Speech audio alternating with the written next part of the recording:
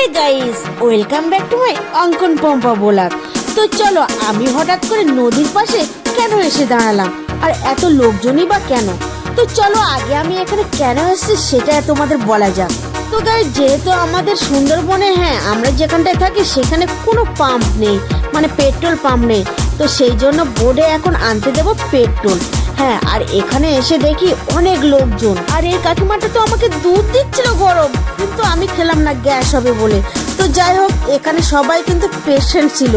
আর এই যে বোর্ডটা তোমরা দেখতে পাচ্ছ, এই বোর্ডে কিন্তু বাইরে থেকে ডক্টর এসছে, মানে কোনো এক সংস্থার থেকে এসছে। যারা পেশেন্ট ছিল তাদেরকে সবাইকে গরম দুধ খেতে দিচ্ছিল, কারণ ওনারা ব্লাড দিয়েছিল। শুধু ওনাদের না, যারা যারা পেশেন্ট ছিল সবাইকে দিচ্ছিল। আর আমি দাঁড়িয়েছিলাম এখানে 2 ঘন্টার মতো।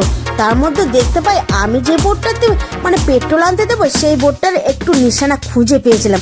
তো সেই জন্য কাকিমা মাসিমা সবাইকে আমি একটু পেট্রোলের ড্রামে যাবো, তো ফাইনালি ভিড় ঠেলে ঘাটে পৌঁছালাম। আর ও দেখো বোট, আর এদিকে আমাদের সুন্দরবনের জঙ্গলটাও দেখিয়ে দিলাম।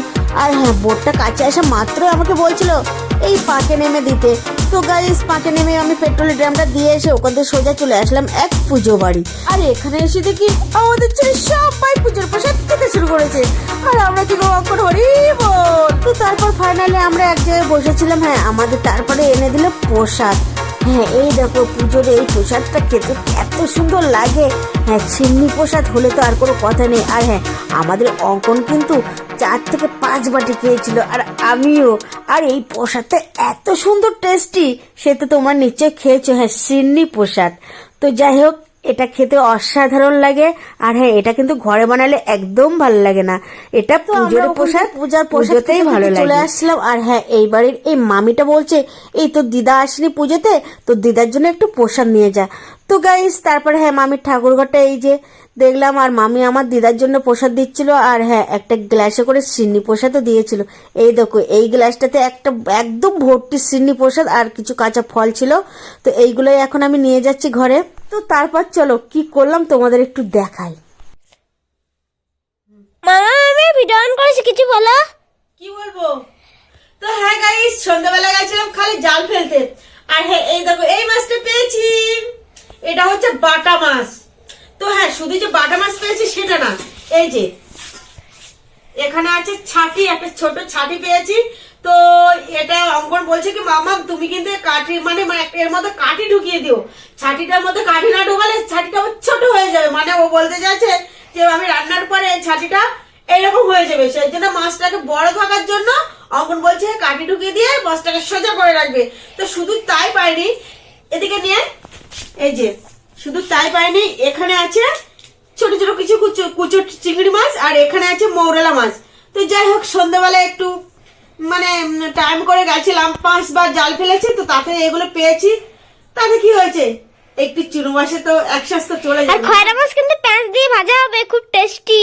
তো যাই হোক, চুনো মাছ যা যেভাবে ভাজা করি না কেন খেতে তো ভালো লাগবে। আর একসাথে যদি চলে যায় ভালো না। ও মামা, তুমি হচ্ছে ওই মাছটা কিন্তু 7 পিস করবে। একটুখানি মাছ 7 পিস করতে হবে না করবে, আমি তোমার পুরো ফিনিশিং ভিডিও দেখাচ্ছি না। আরে করো করো করো। ঠিক আছে দেখাতে হবে না, 7 পিস করবে না, আমি করছি। তবে কাটার সময় ডিস্টার্ব করো না। আমি দেখাচ্ছি না। তো গাইস দেখো, আমার মামা কত কষ্ট হয়েছে। খেতে গেলে তো কষ্ট হবেই, আর খাওয়ার জন্যই তো সবকিছু, না তাই না? তো গাইস, একটা জিনিস দেখাই, অঙ্কন বলছে কি এই মাছটা নাকি আমি 7 পিস করব। এই মাছটা যদি 7 পিস করা হয় তাহলে এর কিছু থাকে? তা আমি মার বলেছিলাম, তা হচ্ছে পুরো 5 পিসই হয়েছে। ও মামা, ভাত হয়ে গেছে, তাড়াতাড়ি মাছগুলো ভাজা করো, আমি খাবো তো। বাবা, করছি, একটু সময় দে। তারপরের দিন সকালবেলা সূর্য উঠে চলে গেলাম একটা বাগানে শাক কুড়োতে। এই কুড়িয়ে বুড়িয়ে খাই, বুঝলে। তো যাই হোক, এই শাকগুলো আমার কিন্তু খুব ভালো লাগে। আলু শাক একটু মানে চিংড়ি মাছ দিয়ে যদি হয় তো মাখা মাখা হেভি সুন্দর টেস্টি। তো এই দিদির বাগান থেকে এই শাকগুলো নিচ্ছিলাম।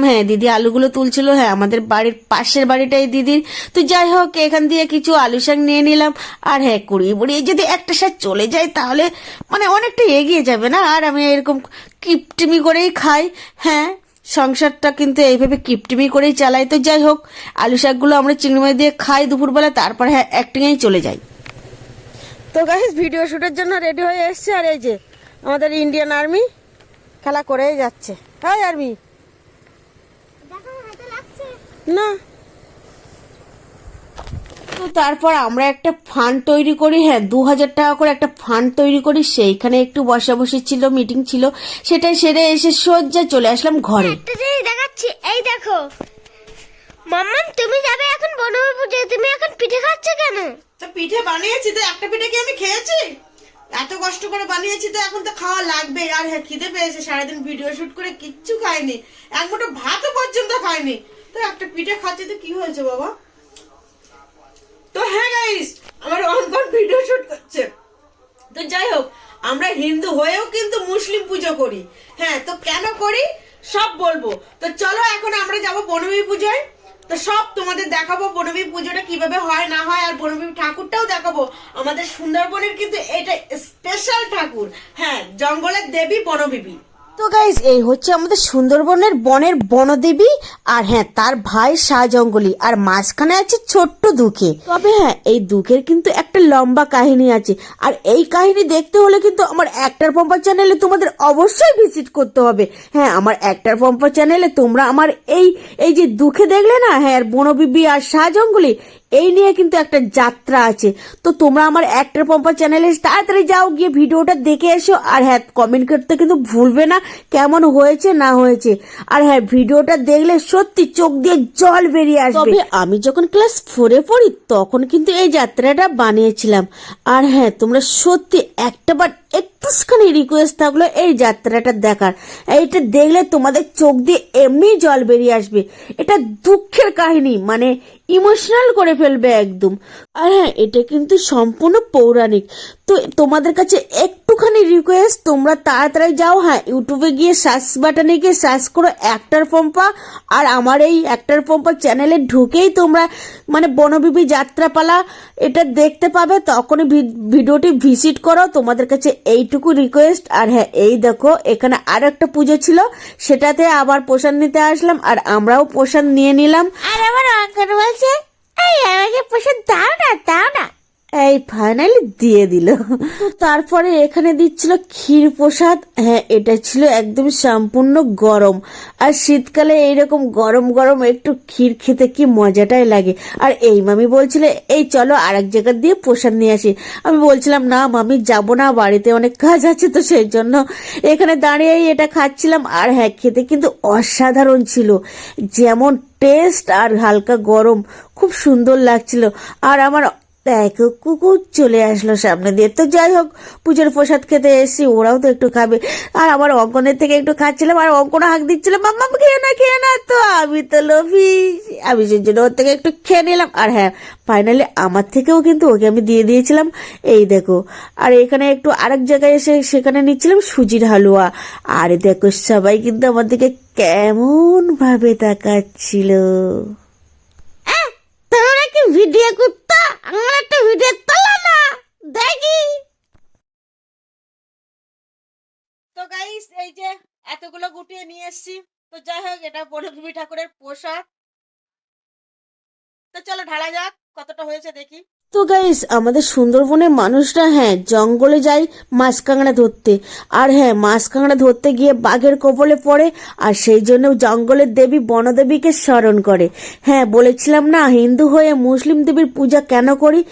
তো এই কারণেই আমরা হিন্দু হয়ে মুসলিম দেবীর পূজা করি, কারণ আমরা সুন্দরবনের মানুষরা প্রায় আমাদের জঙ্গলে মাছ কাঁকড়া ধরে সংসার চালাতে হয়। তো গাইস এই দেখো পুজোর বাতাসা। গাইস এর মধ্যে হঠাৎ করে মাথাটা এত ধরেছে যে আমি শুয়েই পড়েছিলাম, আর হ্যাঁ কিছুই বলতে পারছিলাম না, ঘুমিয়ে পড়েছিলাম। তার মধ্যে আমার অঙ্কন দেখো আমার জন্য কি কি করেছে, তোমরা নিজেরাই দেখো। তো গাইস আমার মামার শরীরটা খুবই অসুস্থ, সেই জন্য আমি মামার জন্য 4 প্যাকেট ম্যাগি আমি নিজে হাতেই বানিয়েছি। এই দেখো মামাকে একটা খাইয়ে দিচ্ছি। এত বড় দিয়েছি যে কিনা মামা হচ্ছে খেতেই পারছে না।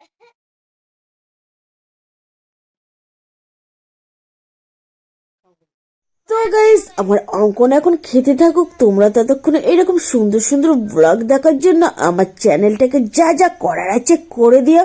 আর হ্যাঁ, তোমরা ভালো থেকো, সুস্থ থেকো, টাটা বাই বাই। হ্যাঁ, আবার দেখা হবে নেক্সট ভিডিওয়।